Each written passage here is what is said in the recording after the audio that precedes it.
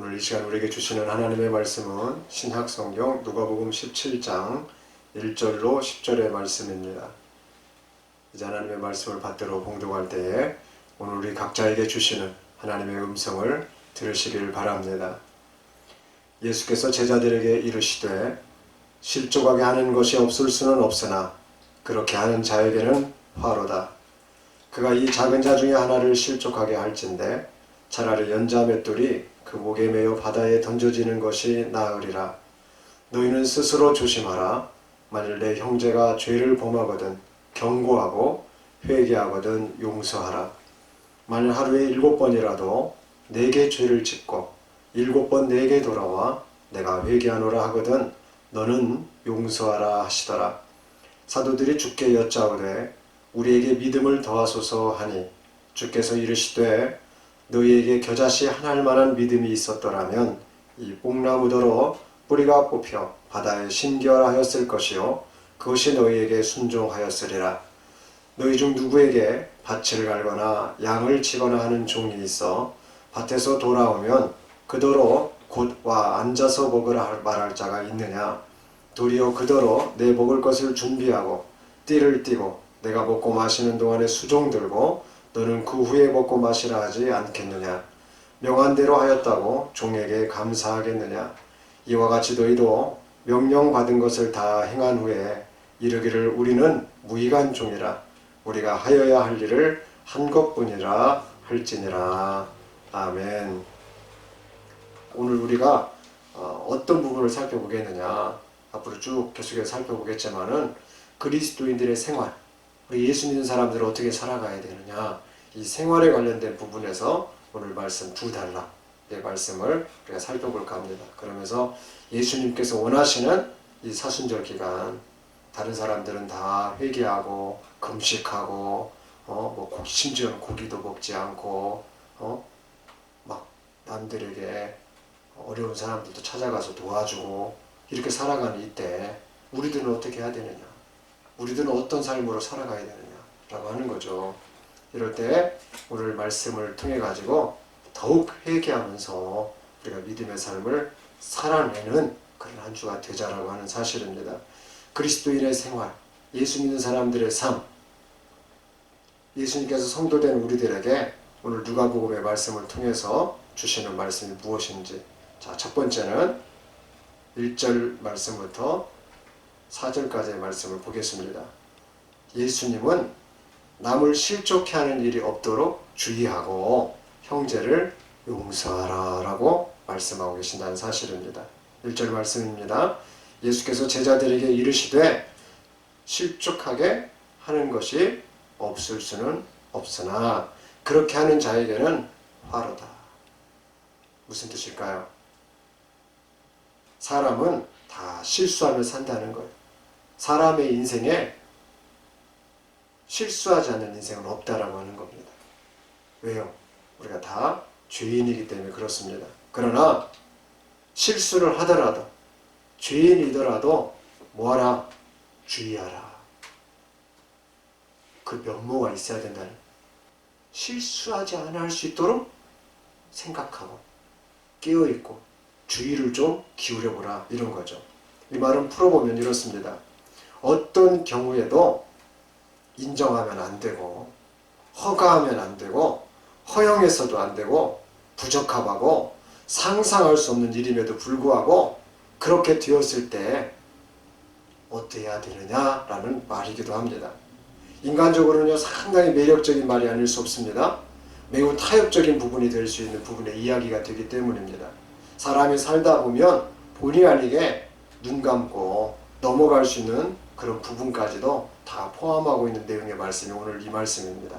그러나 예수님은 이런 부분에 그런 부분이 없을 수는 없으나 그 다음 말이 중요한 거예요.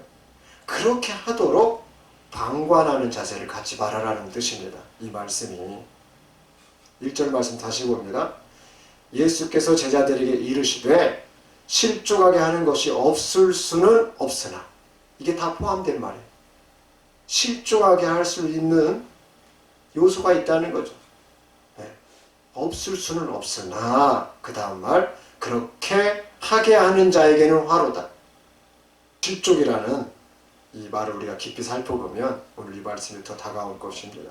실족이라는 말은 헬라어로 스칼달론이라는 말인데, 이 말은요, 잘못이나 죄를 범하게 하는 사람이나 물건을 포함하는 말입니다. 실족해 하는 일이 없을 수는 없다. 그런데 어떻게 하냐? 용서하는 자세. 그래서 17장 3절로 4절에 보면 너희는 스스로 조심하라. 만일 네 형제가 죄를 범하거든 경고하고 회개하거든 용서하라.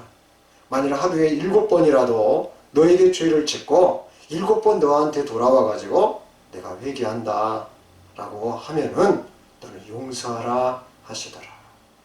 여기에 쓰인 단어 중에 경고라는 말이 있어요. 죄를 범할 때 경고를 주는 거죠. 자, 축구선수가 축구를 열심히 해요. 그러다가 반칙을 해서 그럼 무슨 카드가 나와? 진짜 심한 경우는 레드카드가 나오지만 그렇지 않으면 옐로카드가 나와요. 저지를 딱 시키는 거죠. 경고라는 것입니다. 또 축구할 때 왜 그렇게 하냐? 경고를 줍니다. 태권도도 마찬가지. 태권도 시합을 막 할 때 조금 상대 선수가 방어만 해, 막 공격은 안 하고, 그러면 또 거기다가도 경고를 줘요. 너 왜 자꾸 수비적이냐? 태권도는 그게 있어요. 공격적으로 나와라. 이런 거예요. 또 공격을 하는 사람도 잘못 공격을 하면 너 그렇게 공격하면 안 된다. 서로 경고를 줍니다. 그런 것처럼 오늘 여기 쓰인 단어도 경고라는 말인데 이거는 조금 달라요. 성경에서 말하는 이 경고라는 말은 원어에 보면 경계라는 말로 되어 있어요. 경계. 이 말이 무슨 말이냐면, 그러니까 내 형제가 죄를 범하거든 경계하고, 이게 원래 말이라는 거예요. 경계. 옐로카드, 레드카드 그런 것도 있겠지만 이게 무슨 말이냐면 비난하다는 말이에요. 책망한다는 얘기. 훈계한다는 말입니다. 또 금하도록 혼을 내며 질책한다는 말이에요. 잘못을 정확하게 지적해 준다는 뜻입니다. 근데 이런 말만 있냐, 이 경계란 말이 놀랍게 다음의 말도 포함합니다. 가격을 올린다는 뜻이 있어요. 수여한다는 뜻이 있어요. 존경을 나타낸다는 뜻이 있습니다. 경의를 표한다는 뜻이 있어요. 이 경계하다라는 말이에요. 그러니까 우리는 말씀을 통해서, 신앙의 삶을 통해서 목사님이나 또 말씀을 깨닫고 어떤 누군가가 나의 잘못을 고치라고 하고 나의 죄를 끊도록 결단하도록 하는 시간이, 그 기회가 나에게 주어졌을 때 기분 나쁘게 들어서는 안 된다는 얘기예요.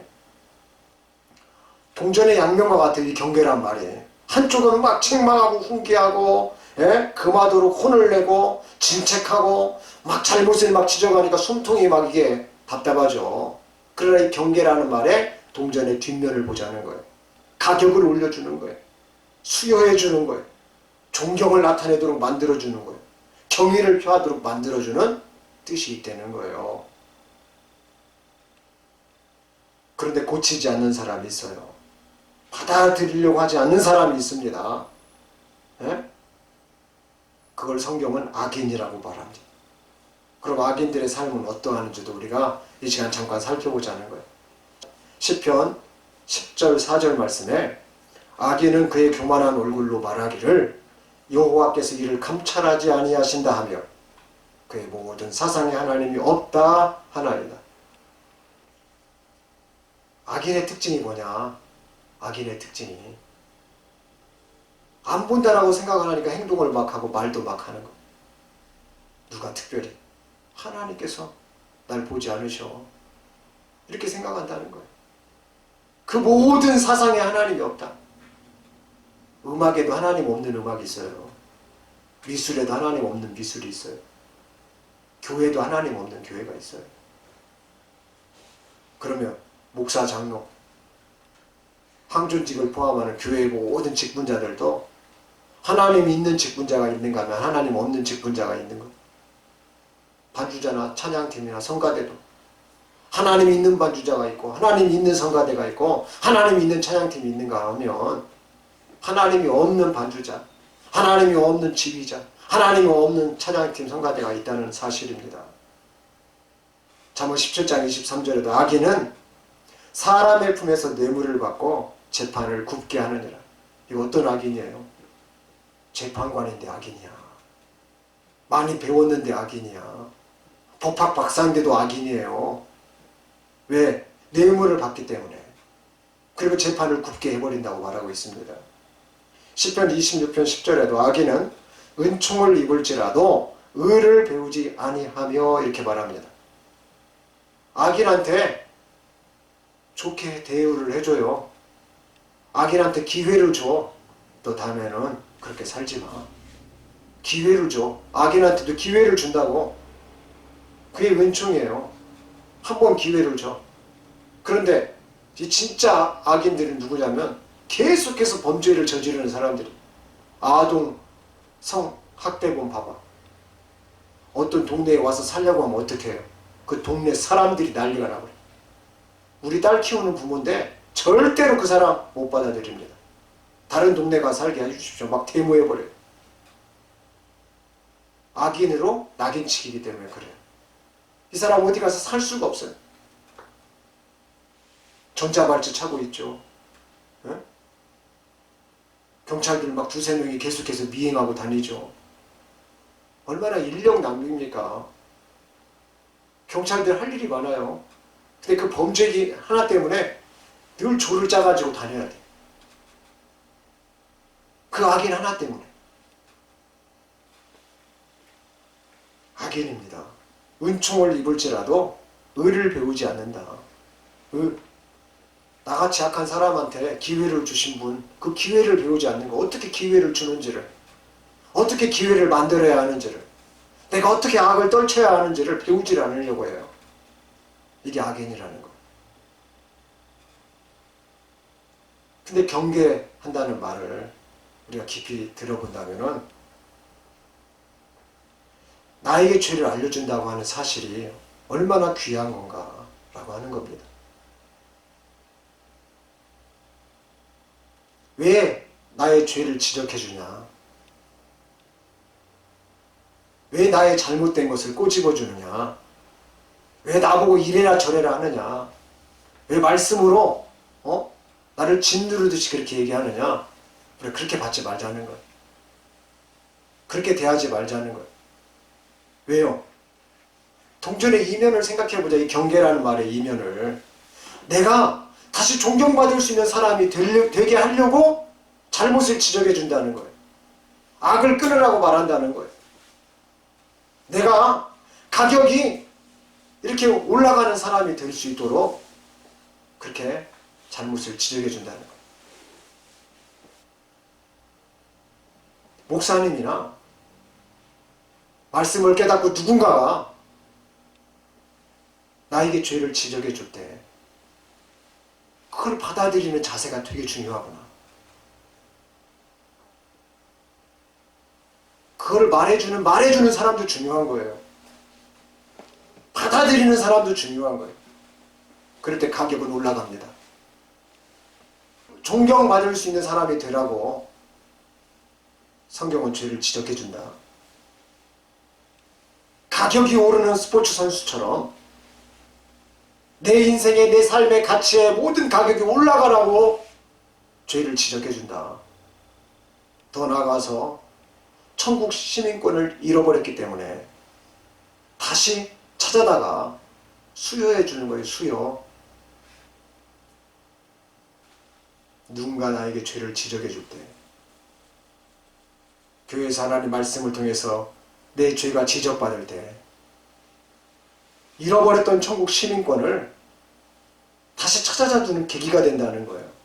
그래서 우리가 이 부분을 아주 중요하게 생각하면서 우리의 죄들을 회개할 수 있어야 된다라고 하는 사실입니다. 이런 의미에서 예수님은 회개하면 용서하라고 말씀하신다. 이렇게 예수님이 멋있는 분이라는 거예요.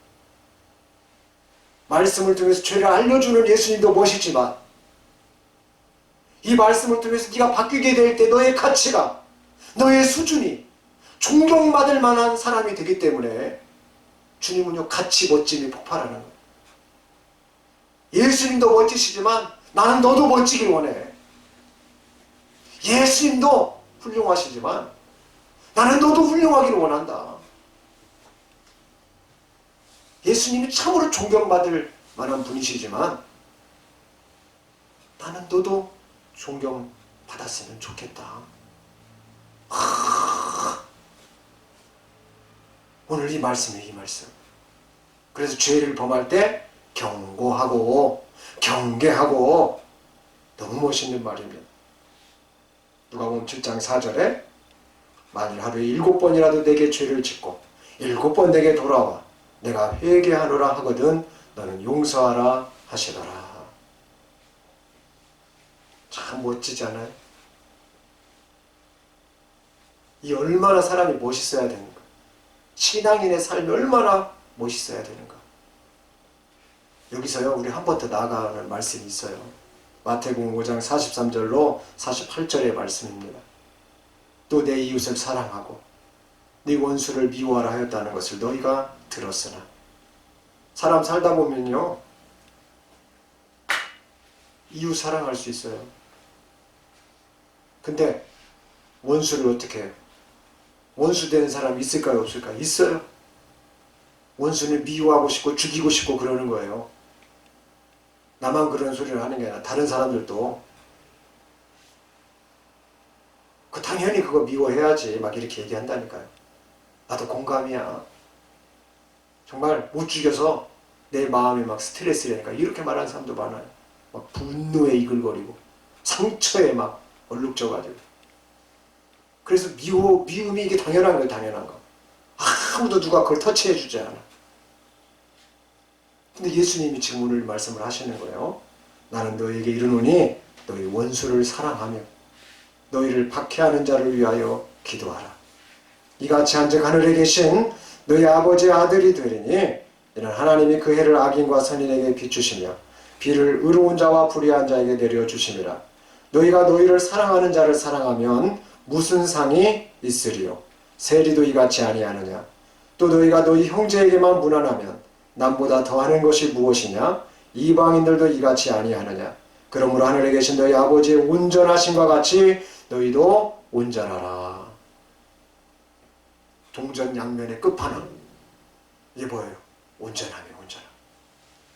예수님이 온전하시기 때문에 우리들에게 왜 죄를 지적해 주시느냐? 온전해지기를 원하시는 거예요.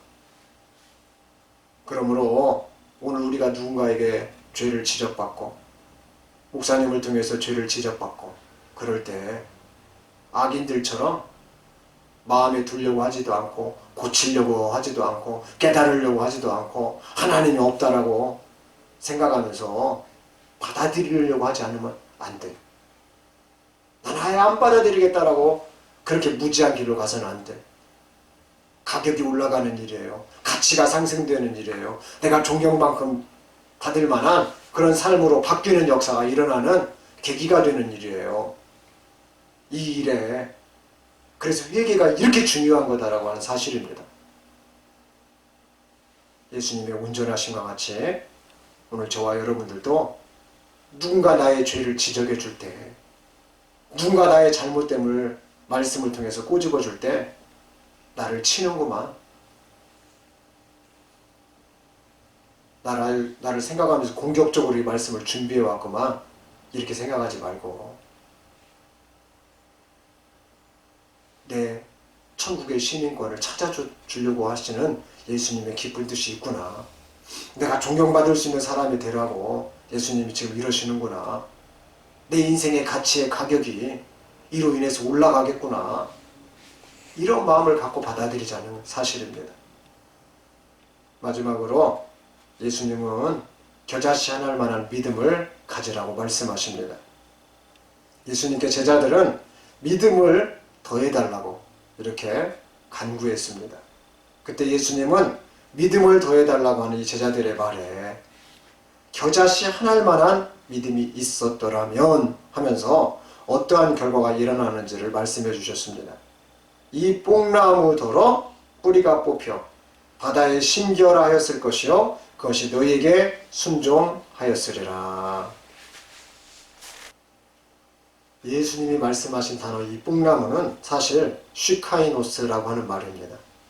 이 말은 무화과 나무와 뽕나무를 같이 지칭하는 단어입니다.